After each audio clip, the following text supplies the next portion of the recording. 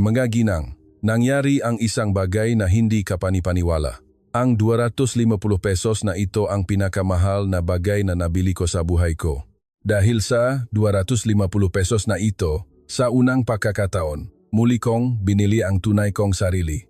Ito ang masalitang sinabi ni Nadia, 38 taong gulang, ang ikatlong asawang sang prinsipe mula sa Saudi Arabian Royal Family na may kabuwang yaman na 80 bilyong yen 34 bilyong pesos matapos niyang hubarin ang lahat ng kanyang mamahaling gamit sa palikuran ng isang lumang pampublikong paliguan sa Barangay Masikap, Maynila.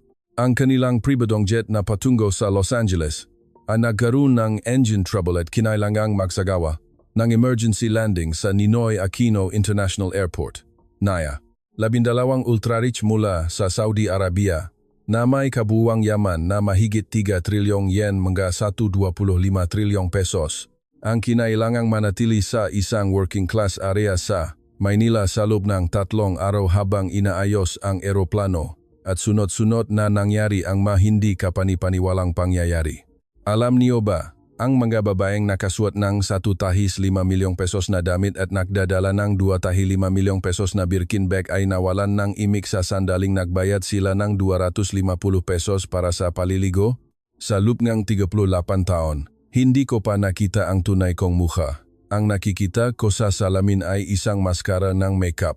Akala ko, kapag tinanggal ko ang lahat ng brand, wala nang matitira sa akin. Pero nagkamali ako. Ngayon, naiintindihan ko na kung bakit mas masarap ang lumpia ni Mang Tonyo sa karinderya sa palengke na ito kaysa sa mga pagkain sa mga 3 Michelin star na restaurant. Ano kaya ang nagpabago sa kanilang pananaw mula sa pinakapuno? Ano ang tunay na kayamanan na kanilang nakita sa unang pagkakataon nang mahubaran sila ang kanilang balutingam ga brand? Pakinggan niyo ang testimonya ko, Micaela de la Cruz, isang International Hospitality Coordinator na 9 na taon nang nag-oorganisa ng mga pananatili ng mga mayayaman mula sa gitnang silangan sa Pilipinas. Kumusta? Ako si Micaela de la Cruz. Nag-aral ako ng Arabic sa kolehiyo at pagkatapos ng graduation, nagtrabaho ako bilang isang concierge sa isang 5-star hotel sa Dubai sa loob ng 3 taon.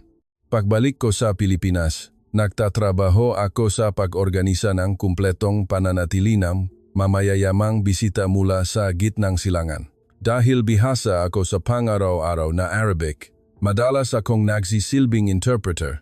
Ang mapangyayari noong araw na iyon, ang pinakakagulat-gulat sa aking 9 na taong karera at sabay rin nitong binago ang aking pananaw sa buhay. Nakatanggap ako ng emergency call noong araw na iyon. Isang pribadong jet na binubuo ng mga ultra-rich mula sa Saudi Arabia ang nakaroon ng engine trouble sa Karagatang Pasipiko at kinailangang magsagawa ng emergency landing sa Ninoy Aquino International Airport. Ang kahilingan mula sa Saudi Arabian Embassy ay para sa pinakamataas na antas ng pagtugon dahil ang masakay ay maasawa ng ma-oil sheikh. Nang tanungin ko ng mas detalyado, sinabi nila na 12 batang asawa mula sa Saudi Arabian upper class ang patungo sa Los Angeles Fashion Week. Isang Gulfstream G700 ang kanilang pribadong eroplano at sinabi pa nga na may kasamang esthetician sa loob ng jet. Nakakagulat, di ba?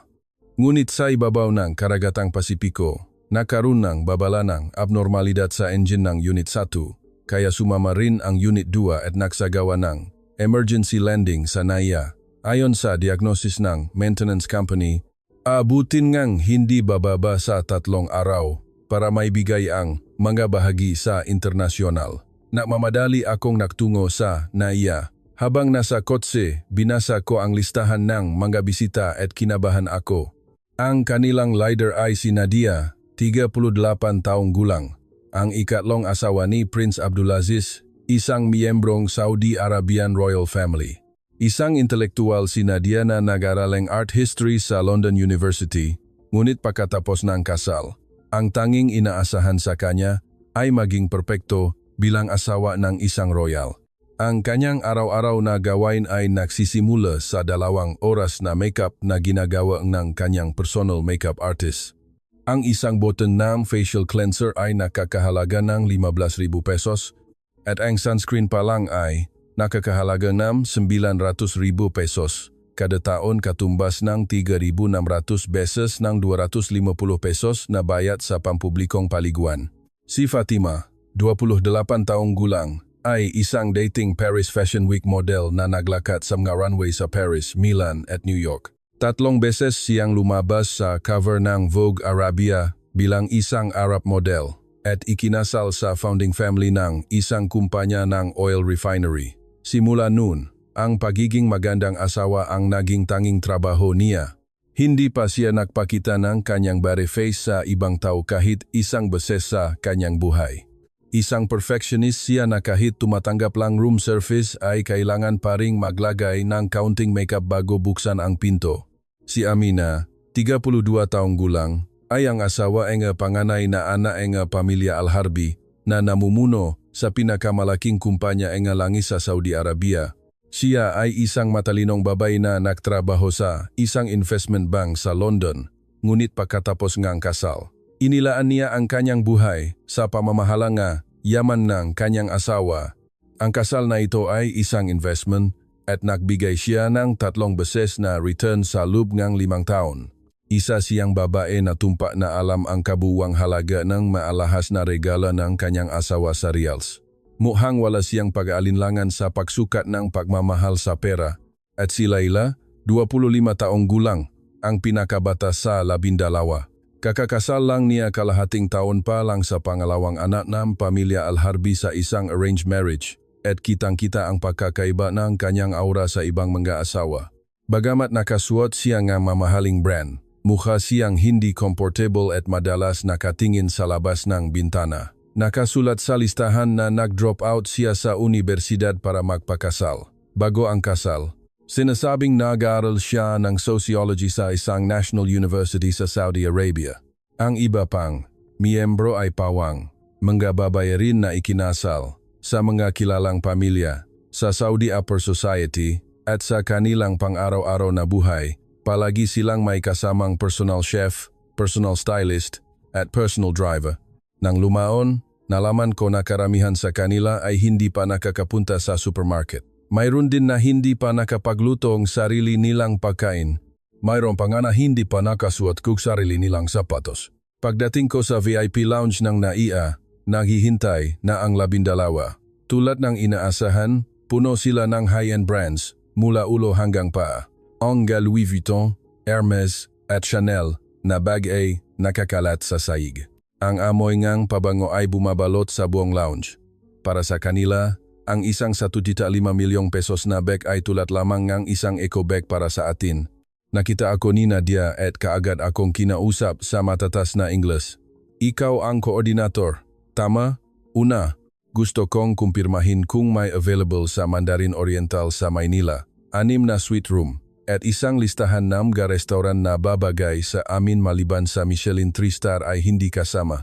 Nagpatuloy si Amina, alamin din ang oras ng operasyon ng Hermes at Cartier sa Greenbelt. Kung kailangan ng VIP appointment, ay papakontact namin sa pamamagitan ng embassy. Dahil kailangan naming magpalipas ng 3 araw, mag-shopping na lang tayo para hindi kami mainip. Habang inayos ang posisyon ng kanyang false eyelashes gamit ang compact mirror, sabi ni Fatima, ang lighting dito sa airport ay kakilakilabot, di ba? Ang fluorescent lights ay nagpapamuka sa balat na dila. Sa mga hotel room, tiyakin na mayroong ring light. At 7 sheet mask ngang La Prairie lang hindi kami gumagamit ng mga produkto mula sa mga drugstore sa Pilipinas. Si Laila lamang ang tanging walang imik, at tila curious na pinagmamasdan ang arrival lobby ng airport. Huminto siya sa harap ng isang vending machine at mahinang nagtanong sa akin, ano ang maliit na kahon na iyon? Lumalabas ang inumin. Vending machine po yan. Kapag nahulog kang pera, makakabili kang gusto mong inumin. Bibilhin ko mismo, hindi ba bumibili ang makatulong para sa akin? Opo, pipindutin niyo po ang button at bibilhin niyo po. Nahulog si Laila ng 5 peso coin at pinindot ang button. Sa sandaling bumaksa ang button ng saa, lumiwana ang mata ni Laila. Ako mismo ang pumili, ako mismo ang bumili. Ito ang unang beses. Sa mga salitang iyon, naintindihan ko na ang kanilang mundo ay mas isolated kaysa sa aking inaakala. Nungit nagkaroon ng problema. Dahil sa biglang emergency landing, lahat ng 5-star hotel sa siyudad ay fully booked.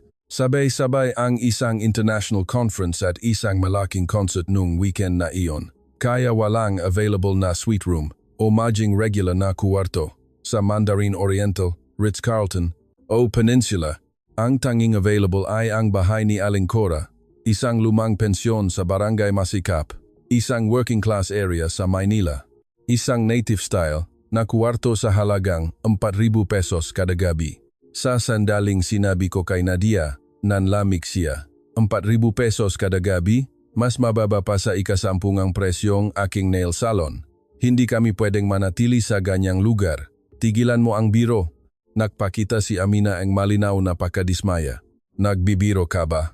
Hindi ako makatulog kung hindi Egypt cotton na may 1,200 thread count ang kumot ko. Sa mga pensyon sa Pilipinas, sa sahig ka natutulog, di ba? Barbaro lang yan. Dagdag ni Fatima, kung hindi kami pwedeng manatili sa hotel suite, matutulog na lang ako sa eroplano. Hindi bababa sa first class ang upuan sa loob ng jet. Gayunpaman, wala silang ibang pagpipilian. Ayon sa regulasyon ng aviation, hindi pinapayagan ang pananatili sa loob ng jet. Matapos makipaugnayan sa embahada, ang plano ay manatili sa bahay ni Aling Cora sa loob ng 2 gabi at lumipat sa isang hotel sa Makati kung makakaroon ng vacancy sa huling araw. Habang nasa Chap papuntang Barangay Masikap, litong-lito sila sa mga tanawin na nakikita nila sa bintana. Bakit nababawasan ang matataas na gusali? Lumiliit ang mga daan. Hindi ko mabasa ang makaratula. Ito ba talaga ang Maynila? Sabi ni Fatima habang inilapit ang kanyang mukha sa bintana. Ano ang malumang gusali na iyon? May nakatira pa ba diyan? Mas maliit pa sa kuwartong makatulong namin sa Riyadh. Malamig na dagdag ni Amina. Sigurado ako na mababa ang halaga NG lupa sa lugar na ito. Hindi ito investment material. Noon, mahinang sinabi ni Laila, pero tingnan niyo, may mga halaman sa bintana. Mayos din ang mga sampay. Feeling ko, mahalaga sa mga nakatira ang bahay nila. Malamig na sumagot si Nadia, Laila, bata ka pa kaya hindi mo pa naiintindihan. Ang kayamanan ay nasa laki at ang halaga ay nasa presyo. Walang halaga ang mga bulaklak sa mali na bintana, ito ay pananaw lamang ng mahihirap. Walang isinagot si Laila, nakatingin lang siya sa labas ng bintana. Ngunit para sa akin, nakakita ako ng mali na kislap mang pagtutol sa kanyang mata. Pagdating namin sa bahay ni Aling Cora, sinalubong kami ni Aling Cora, 72 taong gulang, ang may-ari, na yumuko ng malalim sa pintuan. Maligayang pagdating mula sa malayo. Sigurado akong napakahirap ngang biglang pangyayari. Wala kaming marangyang pensyon, ngunit gagawin namin ang aming makakaya para magbigay ng tunay na pagmamalasakit. Nang i-translate ko, kumunot ang nuni Amina. Pagmamalasakit, wala kayong suite room, wala kayong butler service, turn down service, 2-4-hour room service. Hindi nawala ang ngiti ni Aling Cora. Wala kami ng gabagay na ayon, ngunit makapagbibigay kami ng saan na galing sa puso at homemade na almusal. Pagpasok namin sa kuwarto, mayroong 8 square meter na silid na may banig at simple kama. Ang amoy ng sariwang banig ay bahagyang kumalat sa hangin. Impossible. Sa sahig kami matutulog, walang bed frame, walang mattress, ang tigas na unan. Tumanggi si Fatima na umupo sa banig at umupo sa ibabaw ng kanyang Hermes scarf na dala niya. Wala sa kwartong ito kundi TV lang, walang jacuzzi, walang minibar, walang walk-in closet. Saan ko isasabit ang mga damit ko? Nagdala ako ng 18 damit para sa biyaheng ito. Hindi naitago ni Nadia ang kanyang pakadismaya. Hindi kami pwedeng magpalipas ng 3 araw sa ganitong lugar. Micaela, kailangan mong makahanap ng ibang hotel bukas na bukas. Gagawin ko po ang aking makakaya, Kinang. Ngunit sa gabing ito, humihingi po akong paumanhin sa abala at pakiusap na magtis po muna kayo. Gabi na, halos lahat ay nakulong sa kanilang makuwarto na may halong pakadismaya. Nang dalhan ni Aling Cora ang bawat kuwarto ng mainit na kape at homemade champorado. Malamig po ang gabi, kaya kumain kayo ngang matamis at magpahinga ng maayos. Sigurado akong pagod kayo sa malayong paglalakbay. Karamihan sa kanila ay hindi man lang tiningnan ang champorado, ngunit si Laila lamang ang kumuha ang isa at nanlaki ang mamata. Ano ito?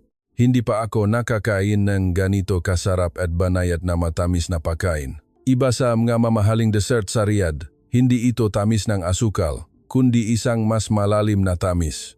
Masayang sumagot si Aling Chora, yan po ay champorado. Gawa sa malagit na bigas at table, choco tablets. Isinasawsaw sa gata ng niyog at niluluto sa mahinang apoy ng matagal. Konti lang ang asukal para mailabas ang natural na tamis ng tablea. Ikaw po ang gumawa, Lola. Opo, ginagawa ko po ito araw-araw para sa mga bisita. Mula pa noong nabubuhay pa ang aking asawa, 50 taon na, mahal po ang asawa ko ang champorado na ito. Kaya kahit ngayon, ginagawa ko pa rin ang bahagi niya araw-araw. Inaayos ko po sa altar naming patay. Dahan-dahang kinuha ni Laila ang pangalawang champorado habang mahinang bumulong, 50 taon, araw-araw, ginagawa niya para sa kanyang yumaong asawa.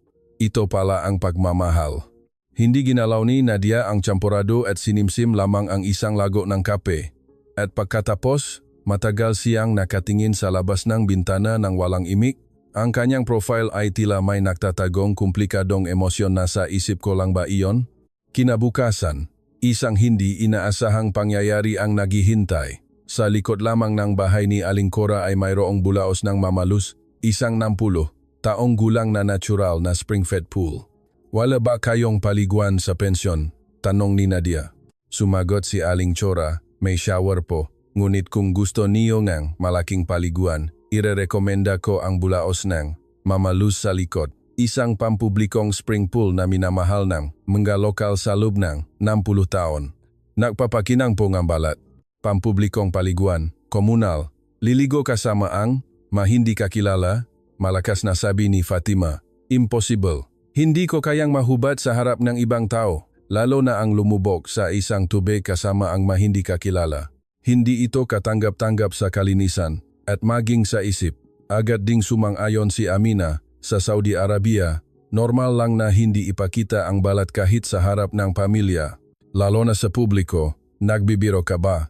Ang aking balat ay bahagi ng aking kayamanan. Hindi ito para ipakita sa iba. Nagrus ng braso si Nadia at umiling. Impossible. Sa aking banyo sa Riyadh, mayroon akong bathtub na gawa sa marmol, 2-4, karat na ginto ang gripo, at mayroong permanenteng aromatherapist. Walang dahilan para lumubog sa isang shared bath. Ngunit dito, sinabi ni Laila, gusto kong pumunta. Nagulat ang lahat at tumingin sa kanya. Laila, seryoso ka ba? Sabi ni Nadia na tila naiinis. Ngunit hindi umatras si Laila. Kultura ito ng Pilipinas, di ba? Dahil narito na tayo sa bansa, gusto kong subukan. Ano ang pinakaiba sa pagligo sa bathtub ng hotel? Tubig ay tubig pa rin, di ba? Iba talaga. Walang privacy. Tutol ni Fatima. Ngunit tahimik ngunit malinaw na sinabi ni Laila, hindi ba natin pinoprotektahan ang ating privacy, kundi tinataho lang ang ating sarili. Sa isang salita, saklit na natahimik ang lahat. Sa huli marahil ay natalo sila sa kanilang kuryosidad o marahil ay hinila sila ni Laila, kaya lahat ng 12 ay nagpasya na pumunta sa bulaos ng mamalus. Sumama rin si Nadia na nagsabing, manonood lang ako. Hindi ako kailanman lulubog sa tubig.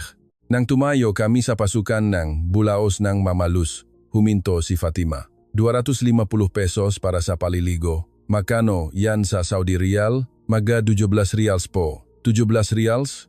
Presyong isang beses ko lang napagamit ng cleansing oil. Makakaligo ako sa ganyang halaga. May patong ba yan? Ang nakaupo sa may pinto ay si Mamalus, 80 taong gulang. Ang ikatlong henerasyon ng may-ari ng bulaos ng Mamalus. Isang maliit, may puting buhok, at may banayad ng ngiti na lola ang nanlaki ang mata nang makita niya ang 12 babaeng dayuhan na pumasok sa kurtina. Oh, mga anak, ang dami ninyong dayuhang bisita. Aha, mula sa Saudi Arabia, isang bansang disyerto. Diba, napakalayo ninyo. Salamat at dumating kayo. May matuwalya kayo. Kung wala, pahiramin ko kayo. Heto, panyo namin to, pero magaling itong magpunas. Nagabot si Mamalus ng tuwalya sa bawat isa. na may bilis na hindi mo aakalain sa isang 80 taong gulang. Nang i-translate ko, nagpakita si Nadia ngang hindi makapaniwalang ekspresyon. Ang may-ari ay 80 taong gulang at wala siyang katulong. Opo, mula nang namatay po ang kanyang asawa 15 taon na ang nakakaraan, mag-isa niyang pinamamahalaan ang spring na ito. Ginising siya na alas 4 ng umaga para linisin ang spring. Tingnan ang temperatura ng tubig. At ay close sa alas 8 ng gabi mag-isa lang niya ang lahat.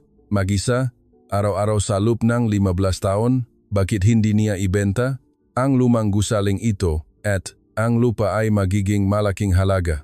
Narinig ni Mama Luz ang aking pagsasalin at sumagot ng mahinahon ngunit may matatag na tinig. Ang spring na ito ay lugar na pinangalagaan naming dalawa ng aking asawa. Nang namatay siya, naisip ko ring itigil na. Mahirap sa katawan at mahirap mag-isa. Pero, alam mo, sinabi ngam ga regular naming customer. Mama Luz, kung mawawala ang paliguan mo, saan kami magpapainit? May isang lola nena, 70 taon na ang laging pumupunta. Kaya, ipinagpapatuloy ko. Ang patuloy na pagpapainit ng tubig para sa iba iyon ang aking trabaho at ang aking buhay. Pagpasok sa palikuran, nakaroon ng pinakamalaking hadlang. Kailangan nilang hubarin ang lahat, ang mga brand, ang makeup, ang mga alahas lahat. Nanigas si Fatima. Impossible. Simula nang ipanganak ako, hindi ko pa naipakita ang aking bare face sa harap ng iba maliban sa pamilya ko. Ang makeup ang aking baluti. Sa backstage ng Paris Fashion Week, sa hapunan, o kahit sa pagising ko sa umaga, palagi akong nakamakeop. Kung wala ito, wala akong sinuman. Babalik ako sa pagiging isang probinsyanang walang pangarap. Hinawakan din ni Amina ang kanyang 17 karat na Cartier bracelet sa braso at hindi makagalaw. Ang bracelet na ito ay regalo ng aking asawa nung aming first anniversary. Tinatayang 21 milyong pesos. Kung aalisin ko ito, pakiramdam ko ay mawawala ang aming connection bilang mag-asawa. Wala nang magpapatunay sa aming kasal. Tahimik na tinitigan ni Nadia ang kanyang Birkin bag. Ang 2.5 milyong pesos na bagay naglalaman ng 35,000 pesos na makeup pouch, 15,000 pesos na lipstick at 60,000 pesos na foundation. Lahat ng napapatunay sa kanyang pagkatao ay nasa loob ng bag na iyon. Noon, pumasok ang malokal na lola. Si Lola Nena, 78 taong gulang, at si Lola Ising, 82 taong gulang, na nakatira sa kapitbahay. Sila ay mga regular na customer ng Bulaos ng Mama Luz at araw-araw na pumupunta. Isang magandang pares ng makaibigan. Masayang sinabi ni Lola Nena, ay, mga bagong bisita, mga dayuhan, magandang lugar ang napuntahan niyo. Ang tubig ngayon ay napakasarap, sama-sama tayong maligo. Nang walang pag-aalinlangan, habang hinuhubad ang kanyang damit, sinabi ni Lola Ising, ang spring ay maganda, kapag hubad-hubad ka, lahat ay pareho. Wala ng boss, wala ng part-time worker, wala ng doktor, wala ng tindero ng gulay, walang pinakaiba. Sa loob ng tubig, lahat ay pantay-pantay. Ito ang sinaunang karunungan ng ating bansa. Nang i-translate ko ang salitang iyon, si Laila ang unang gumalaw. Dahan-dahan niyang inalis ang kanyang Bulgari earrings, hinubad ang kanyang Gucci dress, at nagtungo sa lababo para magtanggal ng makeup. Maingat niyang nilinis ang bawat false eyelashes, eyeliner, at foundation. Habang nakatayo si Laila sa harap ng salamin na may bare face, kinabahan ang ibang 11 na babae. Laila, ang bata mo papala, ang ganda ang balat mo, nagulat na sabi ni Fatima. Ang bare face ng 25 taong gulang na babae na nakatago sa ilalim ng makapal na makeup ay parang isang inosenteng dalaga na may malambot na ilaw sa kanyang mata. Sa ilalim ng maskara ng asawa ng oil sheikh na nilikha ng makeup, mayroong isang batang babae na hindi pa nakakalimot mangarap. Bahagyang ngumiti si Laila at sumagot, ito ang tunay kong ako. Mas gusto ko ito kaysa sa aking nakamakep na sarili. Sa mga salitang iyon, tila sinundan silang lakas at isa-isa silang nagsimulang mahubat ng kanilang brand. Nang may nangingini na kamay na inalis ni Fatima ang kanyang false eyelashes at hinugasan ang makapal na foundation. Tumulo ang malaking luha mula sa kanyang mata nang makita niya ang kanyang sarili sa salamin. Nakakatakot. Nakakatakot makita ang sarili kong ganito. Kahit sa backstage ng Paris Fashion Week, hindi ko naipakita ang aking bare face. Humihingi ako sa makeup artist na MAC-based makeup lang muna ako. Ngayon, nakahubad ang mukha ko sa harap ng hindi kakilala na Pilipinong lola. Malalim siyang huminga at nagpatuloy. Ngunit kasabay nito, ito ang unang beses sa buhay ko na naramdaman ko ang ganitong kalayaan. May kung anong pinasan ko sa loob ng 28 taon na tila dumadaloy kasama ng cleansing. Pagpasok nila sa banyo, huminto ang lahat ng 12. Ito ay isang lugar na malayo sa karangyaan, manggatile na pader, stainless na gripo, lumang upuan, at isang kupas na mural na Mayon Volcano na nakapinta sa buong pader sa harap. Iyon lang ang espasyo. Bumulong si Nadia sa aking banyo sa Riyadh. Mayroon akong marmol na bathtub, 2-4, karat na ginto ang gripo, at mayroong chandelier sa kisame. Sa pader, may mga mosaic tile na inorder mula sa Italia. Dito, wala. Isang pininturahang Mayon Volcano lang. Ngunit sa sandaling lumubok sila sa spring pool, nagbago ang ekspresyon ni Nadia. Ano itong init? Iba sa lahat ng luxury spa na napuntahan ko. Ang tubig ay tila bumabaon sa aking katawan. Mula sa lababo, tinawag ni Mama Luz. Ang tubig po namin ay araw-araw na nililinis at tinitingnan ang temperatura NG alas 4 NG umaga. Mais matrabaho at mais matagaw kaysa sa gas. Ngunit ang natural na tubig ay mais banayad at mabuti rin sa balat. Iba ang pakiramdam sa balat kaysa sa gas. Alam ng lahat ng regular namin yan. Araw-araw ng alas 4 ng umaga, isang 80 taong gulang na lola, kung sasabihin ng mga customer na masarap ang pakiramdam nila, hindi na mahirap ang pagising ng maaga. Ang trabaho na ito ay ang pagpapainit ng tao. Hindi lang ang katawan, kundi pati na rin ang puso. Walang masabi si Nadia. Tahimik lang siyang nakapikit sa loob ng spring pool.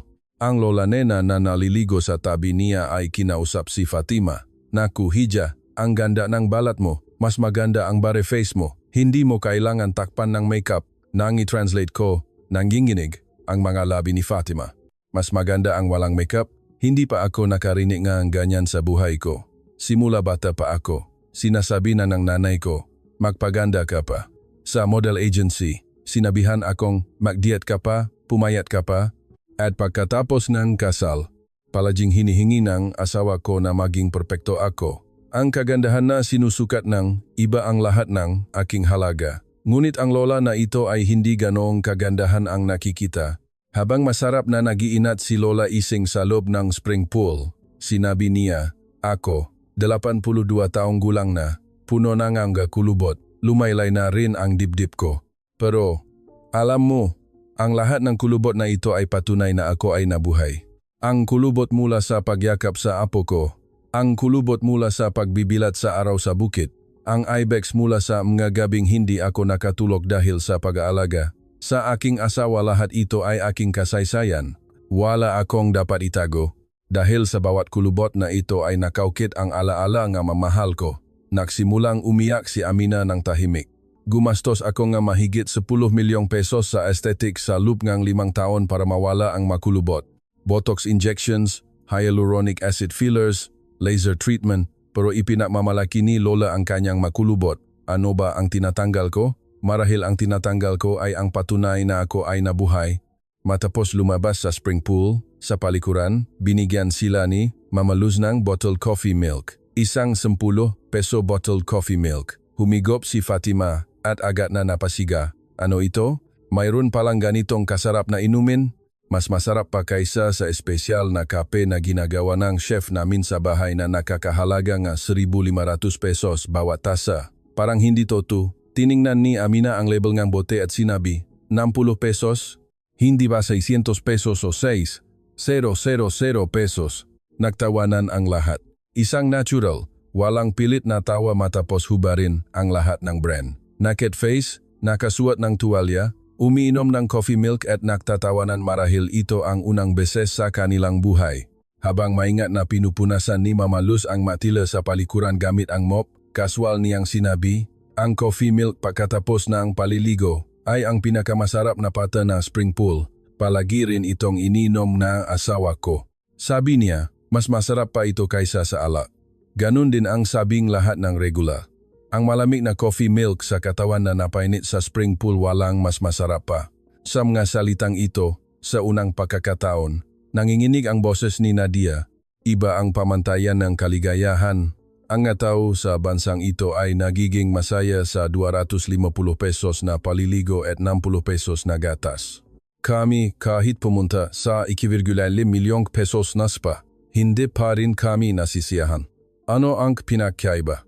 Hindi ito tungkol sa facilities. Hindi ito tungkol sa presyo. Kung gayon, tahimik na sumagot si Laila, puso, sa tingin ko. Ginising ni Mama Luz ang alas 4 ng umaga para linisin ang spring. Hindi para sa pra, kundi para sa mga taong pumupunta. Ang damdaming inilalagay sa spring water ang nagiging init. Narinig ni Nadia ang sinabi ni Laila at pagkatapos na mahabang katahimikan, mahina siyang tumango. Pabalik namin sa pensyon, inihanda ni Aling Cora ang almusal. Mainit na kanin, sinigang, sawa soup, pritong isda, fried fish, o longganisa, Filipino sausage, itlog na maalat, salted egg, atsara, pickled papaya, bagong, fermented shrimp paste, at kapeng barako. Maingat na inayos sa tray para sa bawat isa. Ito ang almusal sa Pilipinas. Simple, ngunit magpapainit sa inyong katawan. Paliwanag ko. Nagtanong si Fatima na tila walang khana, almusal na kanin at isda, walang prutas, walang yogurt, walang granola, walang pancake, walang smoothie. Ito po ang tradisyonal na almusal sa Pilipinas. Kinuha ni Amina ang maliit na mangkok na bagong at namoy ito at agad na sumimanggot ang mukha niya. Ano ito? Hindi ba ito bulok? Ang baho. May problema ba sa hygiene? Mikaela, kakainin ba talaga natin ito? Bagong po yan. Isang tradisyonal na pagkaing Pilipino na gawa sa fermented shrimp paste. Medyo kakaiba ang amoy, pero napakataas po ang nutritional value nito. Fermented? Ibig sabihin, bulok, di ba? Kumakain ako sa mga 3 Michelin star na restaurant. Hindi ako makakain ng bulok na hipon. Tinalikuran ni Amina ang bagong. Ngunit mahinahong sinabi ni Aling Cora, sa simula, ganyan ang sabi ng lahat. Pero alam mo, haluin mo ng mabuti, lagyan mo kaunting suka at sili, at ilagay mo sa mainit na kanin. Walang Pilipino ang ayaw sa lasa nito. Naglakas loob si Laila na subukan. Bagamat awkward siyang gumamit ng chopstick o kutsara at tinidor. Sa sandaling kumain siya ng isang subo, nagpakita siya ng gulat na ekspresyon.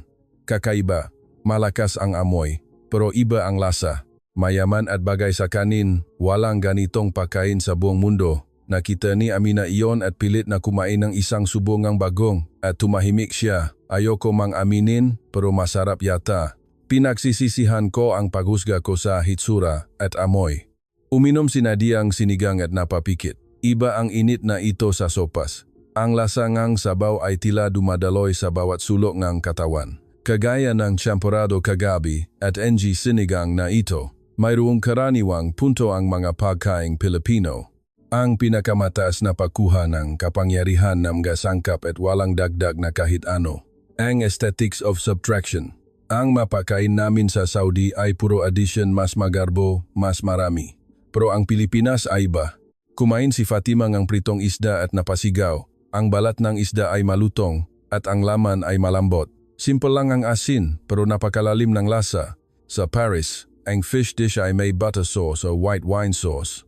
Pero mas malasahan ko ang isda sa simpleng prito na ito. Nahihiyang sinabi ni Aling Cora, ang isda po ay inasnan ng isang araw bago at inilagay sa refrigerator. Sa ganon, mawawala ang sobrang tubig at magko-concentrate ang lasa. Ito po ay itinuro ni nanay ko. Wala kaming ginagawang espesyal. Wala kaming ginagawang espesyal. Ilang beses ko nang narinig ang salitang ito sa barangay Masikap. Sina Mama Luz, Mang Tonyo at Tita Elena, lahat ay pareho ang sinasabi. Ngunit napagtanto ko na ang pagpapatuloy ng walang espesyal na ginagawa sa loob ng maraming dekada iyon ang pinaka-espesyal na bagay. Pagkatapos kumain, sa unang pagkakataon, sinabi ni Nadia kay Aling Cora sa Filipino, "Salamat po sa pagkain." Hindi perpekto ang kanyang pagbigkas, ngunit ngumiti si Aling Cora at tuwang-tuwa. "Ay, ang galing mong mag-Filipino. Salamat po sa pagkain" ay salitangang pasasalamat sa lahat ng nahanda ng pagkain. Bumulong si Amina bago kumain, "Salamat po sa pagkain." Pagkatapos kumain, "Salamat po sa pagkain." 2 beses nagpapasalamat ang mga tao sa bansang ito sa pagkain. Hindi pa ako nagpasalamat sa pagkain kahit 1 beses sa buhay ko. Pagkatapos ng almusal, inakay ko sila sa palengke na malapit sa pensyon. Hindi alam ng babae mula sa Saudi Arabia ang konsepto ng local market street.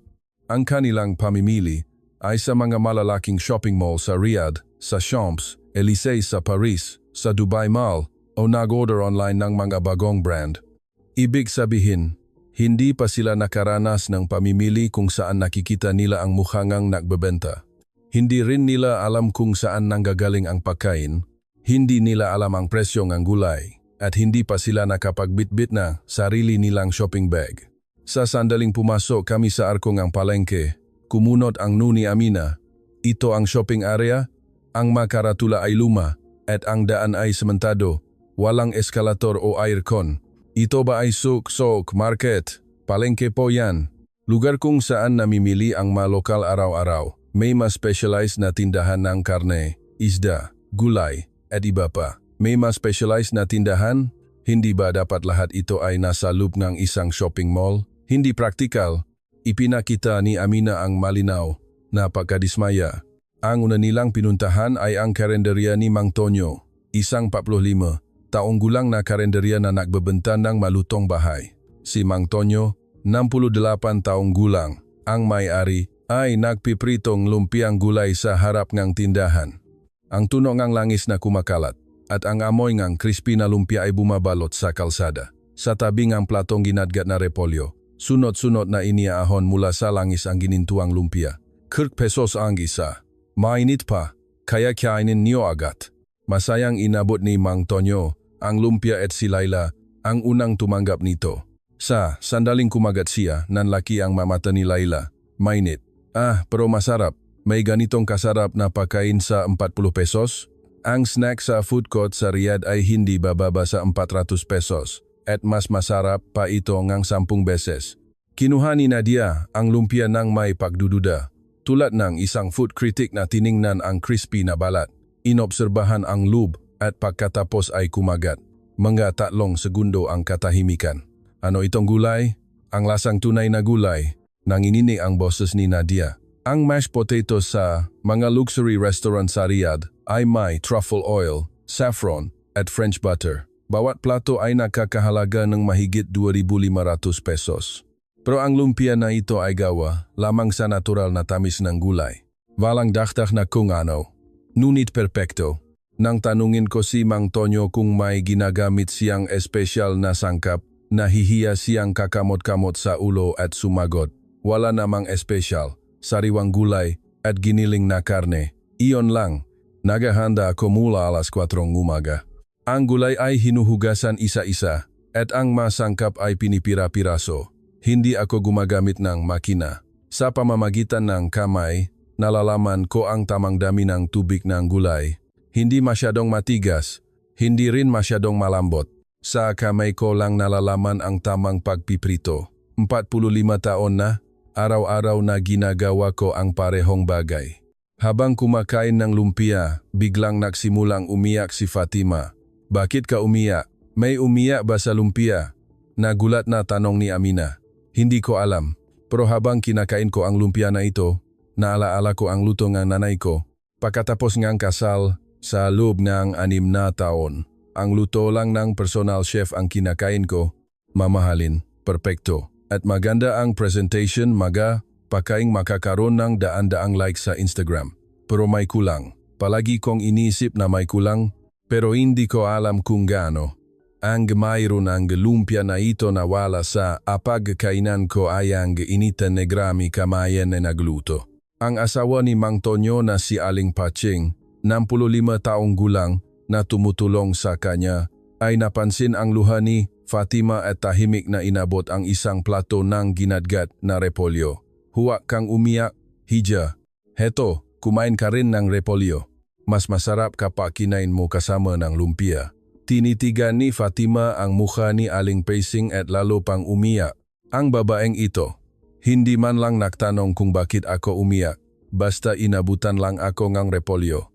Sa Riyadh, kapag umiyak ako, magdadala ang katulong ng tissue. Pero iyon ay dahil binabayaran sila, hindi mula sa puso. Ang babaeng ito ay walang alam sa akin, isang dayuhan, pero inabutan lang ako ng pagkain ng walang tanong. Ito ang tunay na kabaitan. Nahihiyang sinabi ni Aling Paching, Hija, tuwang-tuwa ako at umiyak ka dahil sa sarap ng luto namin. Ang ganitong puri ang pinakamasarap para sa nagluluto. Tuwang-tuwa rin ang asawa ko, di ba? Sumagot si Mang Tonyo, nang may kaswal na tono habang tinitignan ang temperatura ng langis. Masarap ba talaga para iyakan? Karaniwang lumpia lang naman yan. Sa simpleng palitan ng salita na iyon, bahagyang ngumiti si Nadia. Ito ang unang beses na nakita ko siyang ngumiti ng natural. Habang naglalakad sa palengke, tinawa kami ni Manong Isko, 58 taong gulang, ang nagtitinda ng prutas. Ginang, tikman niyo ang mangga. Bagong dating lang mula sa Cebu kaninang umaga. Konti lang ang ulan ngayong taon kaya mataas ang tamis at napakasarap. Inabot niya ang isang mangga at kinain ni Amina matapos balatan. Matamis! Ito ang unang beses na nakakain akong ganitong katamis na mangga. Napakaraming katas. Pumupunta ako sa merkado at pumipili ako isa-isa sa sarili kong kamay. Sa sandaling hawakan ko, alam ko na, ang makinis ang balat at mabigat ang timbang iyon ang matamis. 30 taon ko nang ginagawa, kaya tila nakikipag-usap na sa akin ang maprutas. Sinasabi nila, dalhin mo ako pauwi. Ngumiti si Manong Isko at sinabi, tahimik na kinain ni Amina ang natitirang mangga at mahina niyang sinabi, sa Riyadh, ang mga prutas ay ino-order online. Kino-confirm ko ang brand name at farm, pero hindi ko pa naisip kung sino o paano pinili. Ang ma-i-deliver ay inilalagay nga katulong sa refrigerator at iniabot sa akin. Hindi ko pa nga nababalatan ang prutas. Ngunit ang taong ito ay gigising ng maga araw-araw at pipili na prutas gamit ang kanyang sariling kamay. Ang tinatawag kong investment ay paglipat lang ng numero. Ang ginagawang taong ito araw-araw ay marahil ang investment sa buhay. Sa isang sulok ng palengke, mayroong maliit na kakanin at panaderya, Tita Elena's Kakanin at Panaderya. Si Tita Elena, 75 taong gulang, ang may-ari, ay mag-isang gumagawang sapin-sapin sa likod ng salamin. Ang masapin-sapin na hugis bulaklak ay nakahanay sa glass display case. Ang bawat layer ng talulot ay mayroong pinong gradasyon na tila totoong mabulaklak ang namumulaklak. 75 pesos bawat isa. Huminto si Nadia. Ano ito? Mukha itong signing. Yan po ay kakanin. Isang uri ng sapin-sapin na hinuhubog tulad ng mga bulaklak ng panahon. Ginagawa ito sa pamamagitan ng pahulmang malakit na bigas gamit ang kamay. Sa ngayon, hugis gumamela ang season. Pero sa taginit ay sampagita, sa taglagas ay bougainvillea, at sa taglamig ay poinsettia, nagbabago ang hugis ayon sa season. Sa kamay, hindi sa makina, ipinakita ni Tita Elena kung paano ito ginagawa. Dahan-dahan niyang pinapagulong ang malakit na bigas sa kanyang palat, at ginamit lamang ang isang maliit na spatula at kanyang nga daliri upang ihubog ang bawat talulot. Para makagawa ng gradasyon ng kulay sa bawat manipis na talulot, pinagsama niya ang dalawang kulay ng bigas ng may kapinuhan. Ang galaw ng kanyang nga daliri ay tila nagpapalaki ng isang maliit na buhay. Habang tinitigan ni Nadia ang galaw ng kanyang madaliri, unti-unting lumabo ang kanyang mamata. Ang madaliri ng babaeng ito ay inulit ang galaw na ito sa loob ng maraming dekada, di ba? Ang libu-libong maliliit na kulubot na nakaukit sa kanyang madaliri lahat iyon ay kasaysayan ng patuloy na paggawa ng kakanin. Nakangiti ng mahinahon si Tita Elena at sinabi, 54 na taon na po. Ikinasal ako sa tindahan na ito noong 18 taong gulang ako at tinuruan ako ng aking biyenan. Sa simula, hindi ko magawa ng maayos at umiyak ako ng maraming beses. Pero sinabi ng aking biyenan, Ang kakanin ay buhay. Ang temperatura ng kamay ang nagpapabago sa lasa, kaya huwag mong hawakan ng galit. Hawakan mo lang kapag may magandang kalooban ka. Ang masalitang iyon ay pinangalagaan ko sa loob ng 54 taon. Bumili si Nadia ng isang sapin-sapin at dahan-dahan itong kinain na tila isang kayamanan. At tumulo ang malalaking luha mula sa mga mata ni Nadia. Ito ang unang pagkakataon na nakita ko si Nadia na umiyak. Matamis. Isang banayad na tamis. Hindi tamis ng asukal. Isang tamis na puno ang 54 taon ng buhay.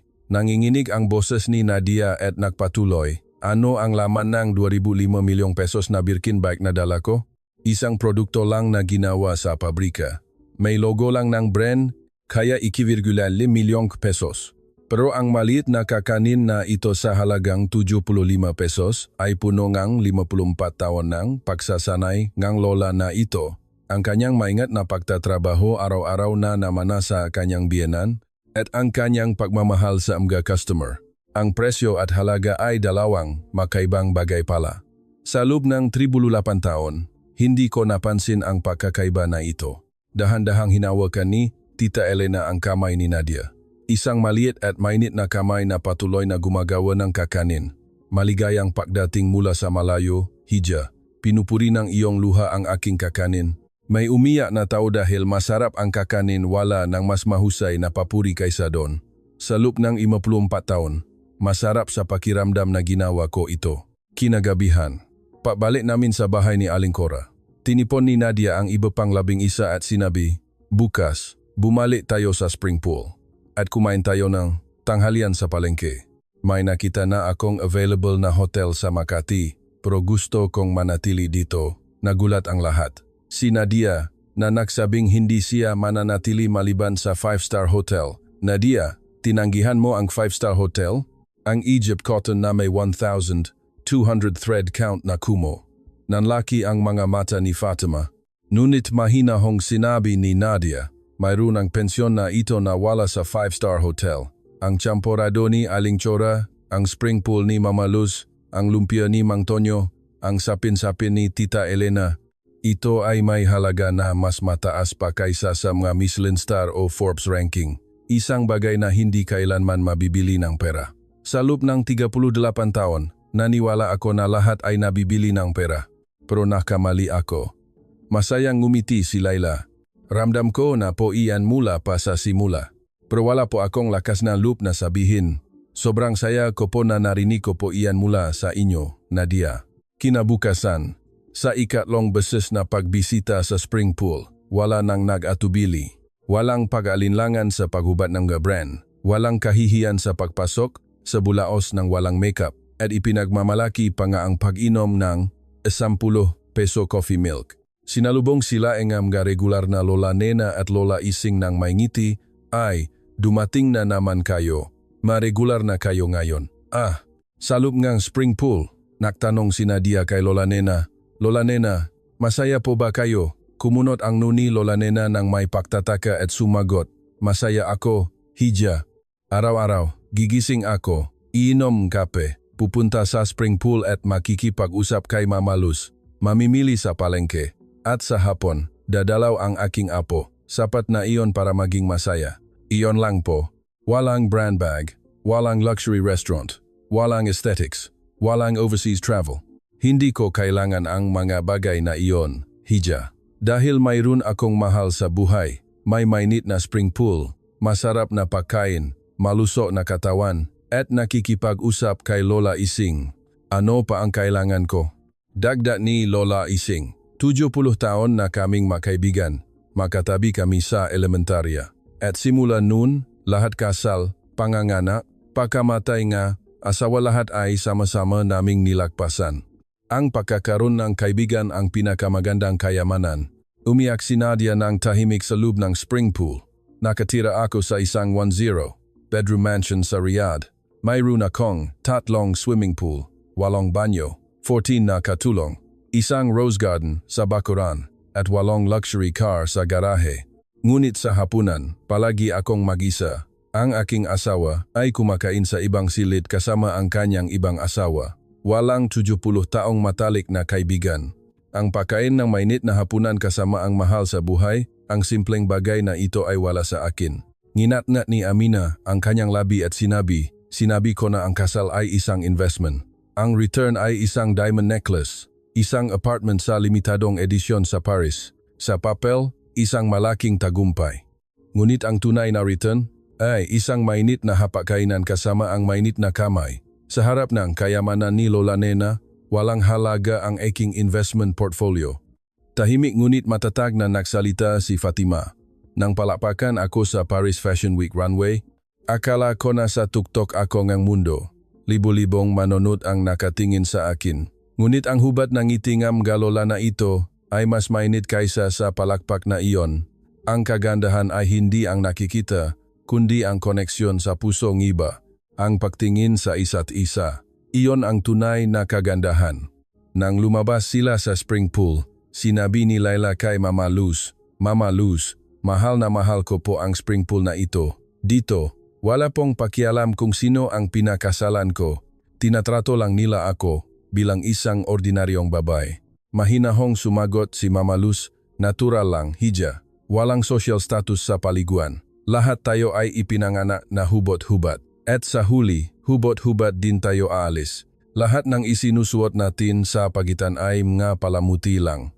Ang mahalaga ay hindi ang suot mo, kundi ang puso na nasa ilalim nito." Malalim na inukit ng lahat ng 12 ang masalitang iyon sa kanilang puso. Pauwi mula sa spring pool, habang dumadaan sa palengke, tinawag kami ni Mang Tonyo. Malapit na kaming magsara, pero may bagong prito akong menudo na espesyal. Masayang kinain ng lahat ang menudo. Hubad na mukha, pawisan mula sa spring pool, kumakain ng menudo sa kalsada ng palengke, isang eksena na hindi mo maisip sa kanila 3 araw na ang nakakaraan. Habang hawak ang menudo sa isang kamay, tahimik ngunit malinaw na sinabi ni Nadia, 3 araw na ang nakakaraan, minamaliit ko ang bansang ito. Akala ko, ang working class area ay isang abandonadong lugar, ang banig ay barbaro, at ang pampublikong spring pool ay may problema sa hygiene. Lahat ay mali. Hindi ko pala sila minamalit, kundi natatakot ako. Natatakot akong kumpirmahin kung may halaga ba ako nang wala ang aking brand. Ngunit ang matao sa lugar na ito ay hindi kailanman nagtanong kung ano ang mayroon ako. Si Mang Tonyo sa karinderya ay sinabing, "Kumain ka." Si Mama Luz ay sinabing, "Maligayang pagdating." Tinrato nila ako ng pareho, kahit ako ay asawa ng royal o isang ordinaryong tao. Iyon ang hinahanap ko sa loob ng 38 taon. Kinagabihan, sa bahay ni Aling Chora, inihanda ni Aling Chora ang huling hapunan. Adobo, sinigang, ginataang gulay, vegetables in coconut milk, puting kanin, lahat ay lutong bahay. Kumain si Nadia ngang isang subo at inilapag ang kanyang kutsara. "Ito ang luto nanay ko." Nagluha ang mga mata ni Aling Cora. "Iyan ang pinakamasarap na sasabihin mo." Lahat ng 12 ay naubos ang kanilang pagkain. Wala ni isa sa kanila ang naktira. 3 araw na ang nakakaraan, hindi man lang nila tiningnan ang pagkain sa ganitong lugar. Hapon ng huling araw, papalapit na ang oras ng pag-alis. Nagpaalam ang mga tao sa palengke. Nagbigay si Mang Tonyo ng 20 lumpiang gulay bilang pasalubong. "Kainin niyo sa eroplano. Masarap pa rin kahit malamig. Ang lumpia namin ay crispy pa rin kahit malamig. Dahil sa 45 taon na perfected recipe." Dahan-dahang dagdag ni Aling Pasing, "Para hindi ka malungkot sa lumpia lang, isinama ko rin ang atsara. Mas masarap kapag kinain mo kasama ng lumpia. May patatas ba sa Saudi Arabia? Kung mayroon, ituturo ko sa iyo kung paano gawin sa susunod." Si Tita Elena sa kakanin at panaderya ay binalot ang isang sapin-sapin sa isang kahon para sa bawat isa. "Isinama ko ang hugis gumamela ng season. Pwede mong kainin o pwede mong titigan muna. Ang sapin-sapin ay isang kakanin na nilalasahan ang kagandahan. Sa malayo, kapag nakita mo ang gumamela na ito, alalahanin mo ang Pilipinas." Nagbigay si Manong Isko sa tindahan ng prutas ng isang kahon ng mangga. "Dalhin mo mangga mula sa Guimaras. May mangga ba sa Saudi Arabia? Kung wala, ipapadala ko sa iyo anumang oras.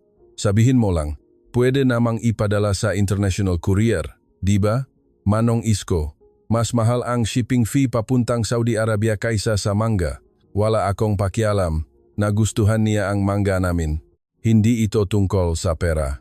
Nanatili si Amina sa kanyang kinatatayuan nang marinig ang mga salitang iyon. Hindi ito tungkol sa pera.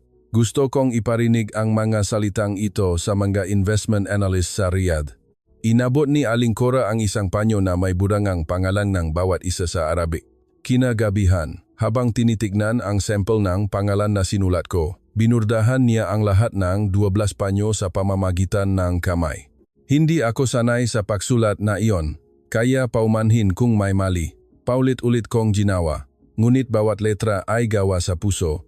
Kapag pinupunasan mo ang iyong mukha gamit ang panyo na ito pagkatapos maligo, alalahanin mo ang bulaos ng Mama Luz ha? Sa sandaling tinanggap ni Nadia ang panyo, lumuhod siya. Lahat ng 12 babae ay lumuhod. Ang pangalan ko ay binurdahan ng kamay ng isang Pilipinang lola na hindi ko kakilala. Ang hindi pantay-pantay na tahi na ito, na malamang ay unang beses niya lang ginawa sa Arabic, ay mukhang ang pinakamagandang burda sa mundo. Ang panyo na ito ay may halaga na hindi matutumbasan ng lahat ng Hermes, scarf na mayroon ako.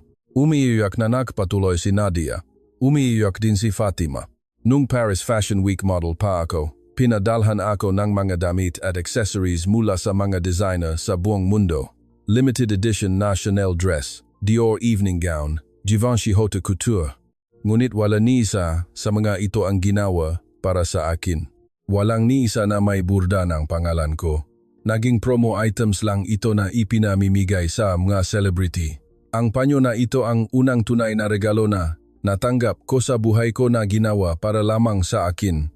Dahan-dahang sinundan ni Amina ang burda gamit ang kanyang daliri at tahimik na sinabi, wala akong balak tanungin ang presyo ng panyo na ito. Ititigil ko na ang pagsukat ng halaga ng mabagay sa presyo.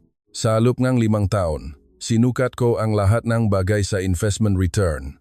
Ngunit ang return ng panyo na ito ay hindi ko makalkula. Ang katotohanan na hindi ko mapigilan, ang pag-iya ang nagpapatunay sa halaga ng panyo na ito. Yakap-yakap ni Laila ang panyo sa kanyang dibdib at umiyak ng may ngiti.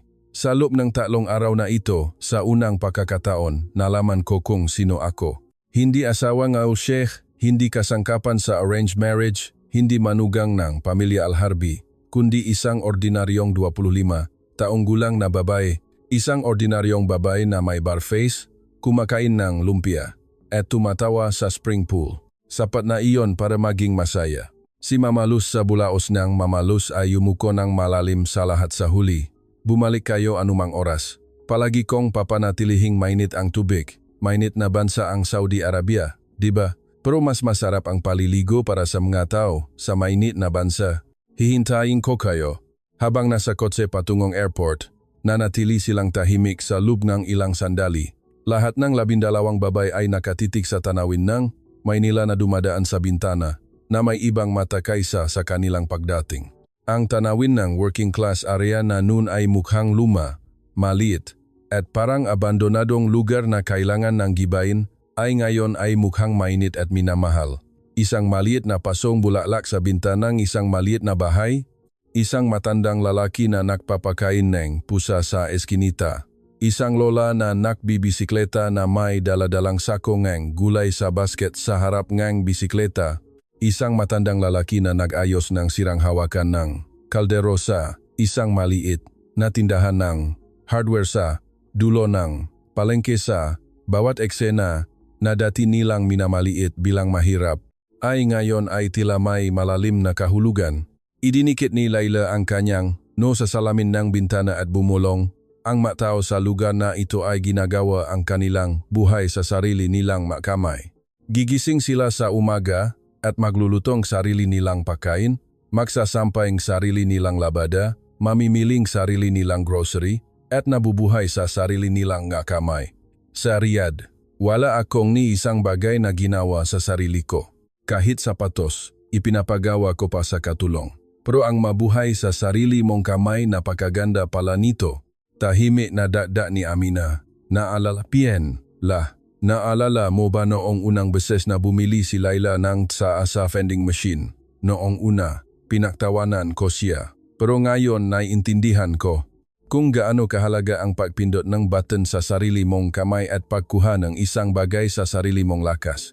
Ang saya ng pagbili ng 50 pesos na sa sarili mo ay hindi matutumbasan ng pagpapahawak ng 500,000 pesos na alak sa katulong. Tahimik na nagsalita si Nadia. Sa loob na 38 taon, hindi ko kilala ang aking sarili. Hindi ko na makilala ang pagkakaiba ng makeup at balat. Nang hinubat ko ang lahat sa spring pool, sa unang pagkakataon, nakita ko ang sarili ko sa salamin, ang aking hubad na sarili. May peklat ako, may kulubot ako, pero iyon ang ako. Sa loob ng 38 taon patuloy kong tinatago ang tunay kong sarili. Sa baluting ang brand, sa maskarang ang makeup, sa pader ng posisyon, ang 250 pesos na paliligo ang nakpahubat sa akin ng lahat. Pagdating sa NIA, bago sumakay sa pribadong jet na naayos na, hinawakan ni Nadia ang aking kamay. Micaela, noong una kang nagpropose ng pensyon sa barangay Masikap, kinamuhian kita. Pero ngayon, mula sa puso, nagpapasalamat ako. Kung nanatili kami sa 5-star hotel, marahil patuloy akong mabubuhay nang hindi nakikita ang sarili kong mukha. Habang umakyat sa hagdan ng jet, lumingon si Fatima at sinabi, Micaela, kung makakapunta ka sa Saudi Arabia, tawagan mo ako. Hindi kita dadalhin sa mga luxury restaurant sa Riyadh. Sa halip ihahanda ko ang una kong luto, kahit hindi perpekto, ngunit puno ngang malasakit ngang lumpia ni Mang Tonyo. Lahat sila ay nagpaalam habang umaakyat sa hagdan. Silaila lamang ang nakatitig sa Gusalinga Airport hanggang sa huli sa direksyon ng sari-sari store. Isang linggo pagkatapos nilang umuwi, nagkaroon ng unang pagbabago. Mabilis na kumalat ang isang mahabang artikulo na naipost ni Nadia sa SNS sa social media ng Saudi Arabia. Ang pamagat ng artikulo ay ang araw kung saan natalo ng 250 pesos ang 3 trilyon pesos. Isang karanasan sa pampublikong spring pool sa working class area ng Pilipinas. Ang artikulo na walang takot na nagsalaysay ng kwento ng isang 80 taong gulang na lola na mag-isang nagbabantay ng spring pool. Ang 45 taon nang gawa ng kamay na nakapaloob sa 40 pesos na lumpia, ang 54 taon ng buhay na nakapaloob sa 75 pesos na sapin-sapin, at ang champorado ni Aling Chora sa hating gabi ay nakakuha ng 1.8 milyong access sa loob ng 72 oras at naging isang social phenomenon sa Saudi Arabia. Ang pinakamalaking reaksyon ay ang sipi na ito na sinulat ni Nadia. Naniwala kami na ang pagpapalamuti sa sarili na brand ay kayamanan. Ngunit ang mataong nakilala namin sa working class area ngang Maynila ay tila walang anumang bagay. Ngunit mayroon silang lahat. Ang spring pool na binabantayan ng isang 80 taong gulang na lola ay may halaga na hindi matutumbasan ng lahat ng aking Hermes bag na pinagsama. Ang tunay na kayamanan ay ang patuloy na pagpapainit ng tubig araw-araw ng alas 4 ng umaga para sa iba. Dumaksa ang makomento mula sa mababay sa Saudi Arabia. Sa unang pagkakataon, nagduda ako sa laman ng aking brand bag. Lipstick at card lang ang laman, walang puso. Ako rin, ang kayamanan ng aking asawa ang nagbibigay kahulugan sa akin.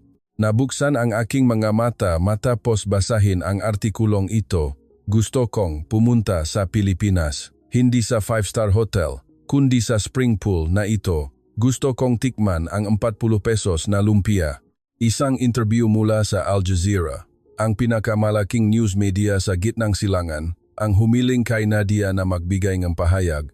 Ang mga salita ni Nadia sa interview ay nagdulot ng malalim na epekto sa buong Arabong mundo.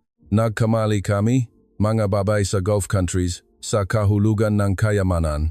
Sa pamamagitan ng langis at pera, binili namin ang lahat ng brand sa mundo at naniwala kami na ang pagsuswat ng mga ito ay simbolo ng tagumpay. Ngunit ang 80 taong gulang na lola na nakilala ko sa working class area ng Maynila ay walang ni isang brand. Gayunpaman, mas mayaman siya kaysa sa lahat ng aking ari-arian na naipon sa loob ng 35 taon. Ang kanyang kayamanan ay nagmula sa pagising nga alas 4 ng umaga araw-araw para linisin ang spring para sa iba. Ang interbiong ito ay napanood ng 4 milyong beses sa loob ng 48 oras at isang bagong salita sa Arabic ang nabuo. Bulaos ni Mama Luz Mind. Isang bagong salita na nanggangahulugang kayamanan na nagmumula sa koneksyon sa magata, hindi sa material na kayamanan. Matapos bumalik si Fatima, tinapos niya ang kanyang permanenteng kontrata sa personal stylist at makeup artist at sa unang pagkakataon ay nagpost ng bareface selfie sa SNS. Ang caption ay, "Ito ang tunay kong ako." Itinuro sa akin ng isang lola sa spring pool sa Maynila. May nagsabi sa akin na mas maganda ako ng walang makeup. Ang salita ng isang lola na nabuhay ang 78 taon ay, mas may kapanipaniwalang epekto kaysa sa anumang beauty magazine. Ang post na ito ay nagbigay ng shock sa industriya ng kagandahan sa Saudi Arabia. Ang bareface declaration ng isang dating Paris Fashion Week model na may 2.2 milyong followers ay nagtulak sa Arabic hashtag na number 2 na ganda sa Saudi, True Beauty in Saudi. Bilang hasyon, trend sa SNS ng Saudi. At sunod-sunod na sumunod ang mga babaeng influencer. Ito rin ang nagtulak sa mga pangunahing brand ng beauty products sa Saudi Arabia na maglabas ng bagong linya na may konsepto ng natural beauty. Bukod pa rito, sinimula ni Fatima ang isang serye na tinatawag na Aking Magwento mula sa bulaos ng Mamalus sa Instagram. Ang buhay ng mga tao sa working class area na nakilala niya sa Pilipinas, ang pagmamalaki ng mga artisan na nakapalob sa 40 pesos na lumpia, ang 54 taon ng kasaysayan na nakapalob sa 75 pesos na sapin-sapin. Ang account na dati ay nagpo-post lamang ng mga litrato ng mamahaling gamit ay naging isang media na nagbabahagi ng kultura ng Pilipinas.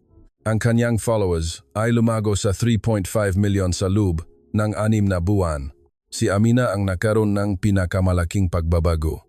Pagbalik niya, sinabi niya sa kanyang asawa, "Gusto kong simulan muli ang aming relasyon bilang pamilya, hindi bilang investment." At nag-propose siya na magtabi ng oras para silang dalawa lang ang magluto sa kusina isang beses sa isang linggo na pinagpapahinga ang personal chef. "Gusto kong gumawa ng hapag-kainan sa aming bahay na may init ng lutong bahay tulad ng lumpia ni Mang Tonyo. Hindi kailangang perpekto, kahit medyo bungi. Ang pagkain ng lutong bahay kasama ang taong nasa harap ko, iyon ang tunay na kayamanan na itinuro sa akin sa palengke sa Maynila." Ang unang luto niya ay tortang talong, eggplant omelette. Hindi pantay ang hugis at ang pagkaluto. Ngunit sinabing kanyang asawa pagkatapos kumain, mas masarap kaysa sa lutong ng personal chef. Alam mo ba kung bakit? Dahil ginawa itong iyong kamay. Umiyak si Amina sa unang pagkakataon sa 32 taon ng kanyang buhay dahil sa luto. Bukod pa rito, ginawa ni Amina ang isang silid sa kanyang tahanan sa Riyadh bilang isang community space kung saan ang mga kababaihan sa lugar ay maaring magtipon ng walang kinalaman sa kanilang posisyon o brand. Ang pangalan nito ay Bulaos ni Amina. "Gusto kong gumawa ng lugar kung saan ang boss at ang may bahay ay maaring mag-usap ng walang pagtatago, tulad ng sa spring pool.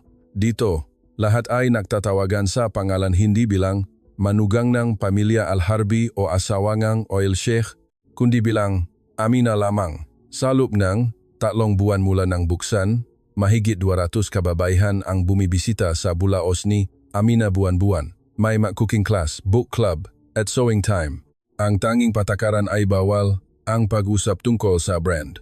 Sinabi ng isa sa mga partisipan, "Kapag pumupunta ako dito, nawawalan ng halaga lahat kung anong sasakyan ang sinasakyan ko, kung gaano kalaki ang kinikita ng asawa ko.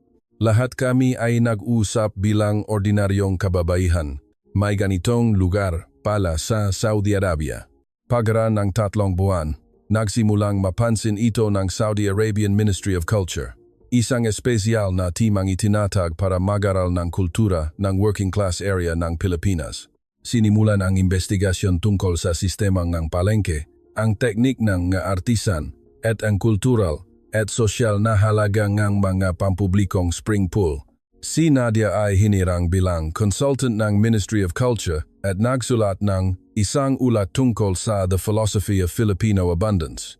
Ang ulat na ito ay nakakuha ng pansin ni Crown Prince Mohammed bin Salman at naging dahilan ng pagdaragda ng bagong item sa patakaran ng kultura ng Saudi Vision 2030. the value of community, and the preservation of artisan culture. Pinayagan din ang isang pilot project na magtayo ng mga Filipino-style na pampublikong spring pool at maliliit na community market sa Riyadh. Pagkaraan ng kalahating taon, nakatanggap akong tawag mula kay Laila. Micaela, may balita po ako. Ano po ang nangyari? Sa unang pagkakataon, nag-usap po kami ng asawa ko ng buong puso. Arranged marriage po kami. Pero sa loob ng 6 na buwan, hindi ko pa nasabi ang aking damdamin sa sarili kong salita. Pero dahil na kaya kong maghubad sa spring pool, naisip ko, kaya ko ring hubad-hubadin ang aking puso. At ano po ang nangyari? Umiyak po ang asawa ko.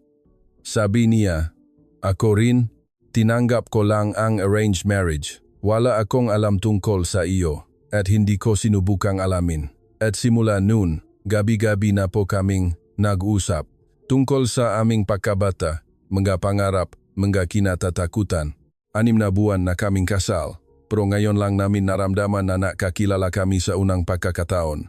Laila, napakagaling po niyan. At may isa pa po akong balita, nagbalik po ako sa universidad. Muli kong sinimulan ang pag-aralang social welfare na aking hininto. Bakit social welfare? Balang araw, gusto ko pong gumawa ng lugar sa Saudi Arabia na tulad ng spring pool. Isang lugar kung saan walang kinalaman ang pera, posisyon o pangalan ng tribu. Isang lugar kung saan ang matao ay maaring makaroon ng koneksyon sa puso. Isang lugar na nagpapainit ng matao, tulad ng spring pool na pinangalagaan ni Mama Luz sa loob ng 10 taon. Ang tema ng aking thesis ay The Impact of Communal Baths on Social Cohesion of Local Communities. Insights from Filipino Spring Pool Culture. Ang boses ni Laila ay parehong malinaw tulad ng lumiwana ang kanyang mata sa harap ng vending machine sa barangay Masikap kalahating taon na ang nakakaraan. Ngunit ngayon, mayroon itong tahimik at matatag na determinasyon. Pagkaraan ng 1 taon, nakaroon ng mas malaking pagbabago. Sa tawag ni Nadia, 40 kababaihan mula sa mayayamang pamilya sa Saudi Arabia ang sumali sa isang Filipino Community Experience Tour. Sa halip na manatili sa 5-star hotel, nanatili sila sa mga pension at homestay sa Barangay Masikap, naligo sa spring pool, at namili sa palengke. Isang 3 araw, 4 na gabing programa. Inihanda ni Mama Luz ang 40 panyo at tuwalya at naghihintay. Welcome back, pinainit ko na ang tubig. Ngayon, lalo akong nadadaanin. Panggatong kaya siguro medyo mainit kaysa dati, niyakap ni Nadia si Mama Luz. Mama Luz, narito na po kami. Ang karinderya ni Mang Tonyo ay mabilis na tumas. Ang kasikatan sa Saudi Arabia at naging world's most famous 4-0 peso lumpia at na-interview ng BBC ng United Kingdom at ng Al Jazeera. Nahihiyang sinabi ni Mang Tonyo, ang labis naman.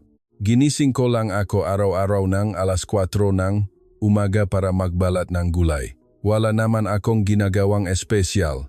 Tumatawa na dagda ni Aling Peiching, pero ang asawa ko, napapalit na bagong apron kapag may TV crew na dumating. Manahimik ka.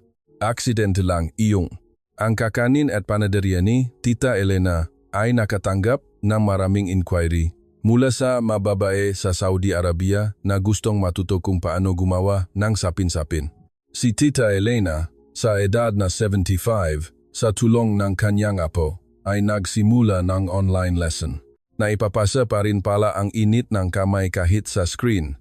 Nang dumating ang sapin-sapin na gawa ng isang babay mula sa Saudi Arabia, ako ang umiyak, medyo bungi ang hugis, pero galing sa puso. Sinabi ng biyenan ko, mas mahalaga ang kalooban kaysa sa galing o hindi galing. Nagkaroon din ng magandang pagbabago sa panig ng Pilipinas. Si Mama Luz sa bulaos ng Mama Luz ay nakatanggap ng mas maraming inquiry mula sa mamayari ng spring pool sa buong bansa. Mama Luz, nahirapan na rin po ang aming spring pool.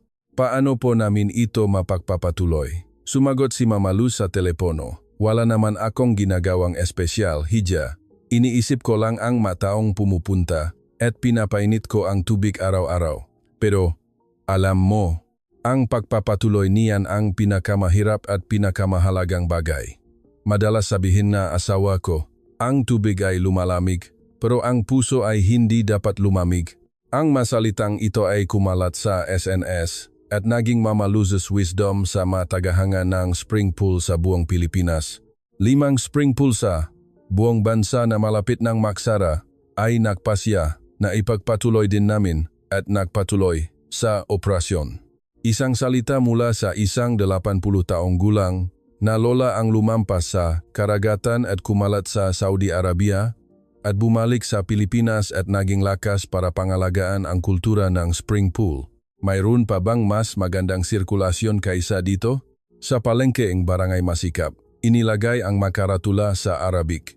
Sa tindahan ng prutas ni Manong Isko, may karatula na nakasulat sa Arabic na Today Special.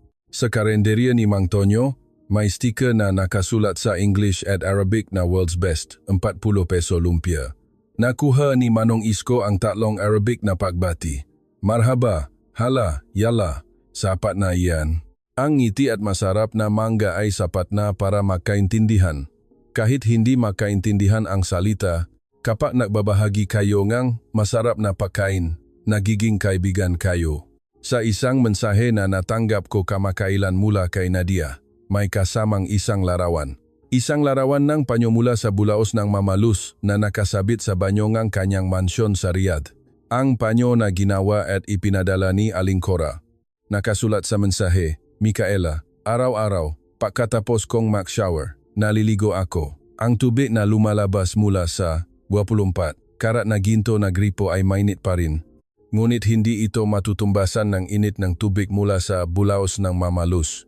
Dahil sa tubig na iyon, nakahalo ang 60 taon klang puso ni Mama Luz. Sa susunod na buwan, pupunta kami ni Laila ulit sa Pilipinas. Para bisitahin si Mama Luz, tikman ang lumpia ni Mang Tonyo, bilhin ang sapin-sapin ni Tita Elena at makita muli ang aking hubat na sarili. Hawa ang 250 pesos. Habang binabasa ko ang mensaheng iyon, naalaala ko ang 3 araw na iyon. Sa tingin ko, ako mismo ay nakbago rin sa loob ng 3 araw na iyon. Bilang coordinator sa loob ng 9 na taon, ang tanging iniisip ko ay ang pagbibigay ng pinakamahusay na serbisyo sa mamayayamang bisita. 5-star hotel, Michelin restaurant, VIP treatment, iyon ang akala kong pinakamahusay na pagmamalasakit. Ngunit ang nakita ko sa Barangay Masikap ay isang ganap na kakaibang uri ng pagmamalasakit. Ang champorado ni Aling Cora sa hating gabi, ang spring pool ni Mama Luz sa alas 4 ng umaga, ang paghahanda ni Mang Tonyo mula alas 4, ang 54 taon ng gawa ng kamay ni Tita Elena, wala ni isa sa mga ito ang kailangan ng reservation. Hindi kailangan ng VIP card. Ito ay pinananatili lamang ng damdamin ng pagpapahalaga sa taong nasa harap mo. Ang pinakamahalaga at pinakapambihirang pagmamalasakit na hindi mabibili ng pera. Kaya, sa tingin ko, iyon ang nagpatibok, nege puso, nege mega, taong may 3 trilyong pesos. Simula noon, nagbago ang aking patakaran sa koordinasyon. Nagpropose ako sa mga mayayamang bisita. Maari po kaming mag-ayos ng 5-star hotel, ngunit gusto niyo po bang makita ang isa pang mukha ng Pilipinas? Hindi lahat ay nagpapakita ng interes. Ngunit ang nagpakita nga interes, walang pagbubukod, ay nagsabi na nagbago ang kanilang buhay. Ang itinuro nga 250 pesos na spring pool, ang itinuro nga 40 pesos na lumpia. Ang itinuro, NG 70, 5 pesos na sapin-sapin. At ang itinuro ngang panyo na binurdahan ng isang 72 taong gulang na lola sa buong Magdamag. Ang tunay na kayamanan ay hindi ang dami ng mayroon ka, kundi ang pagpapainit ng tubig para sa iba, ang pagpiprito ng lumpia, ang paggawa ng kakanin, at ang pagbuburda ng panyo.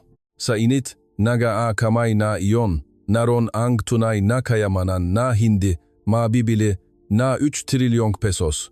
Ang masalita ni Mama Luz ang nagpapatunay sa lahat. Ang mahalaga ay hindi ang suot mo, kundi ang puso na nasa ilalim nito. Hanggang dito na lang po ang ating kwento ngayon. Ang 3 araw na karanasan ng mag-asawa na ultra-rich na Saudi na may kabuwang yaman na 3 trilyong pesos sa isang 250 pesos na pampublikong spring pool sa working class area ng Maynila, kung saan hinubat nila ang kanilang balutingang brand at lumuhod sa harap na burda ng isang 80 taong gulang na lola dahil sa 40 pesos na lumpia kumusta po ang kwentong ito. Kung nagustuhan niyo ang kwentong ito, mangyaring mag-iwan ng suporta sa mga bida at mangyaring I-like at mag-subscribe sa channel. Patuloy, naming ibabahagi ang kagandahan ng Pilipinas. Maraming salamat sa panunod.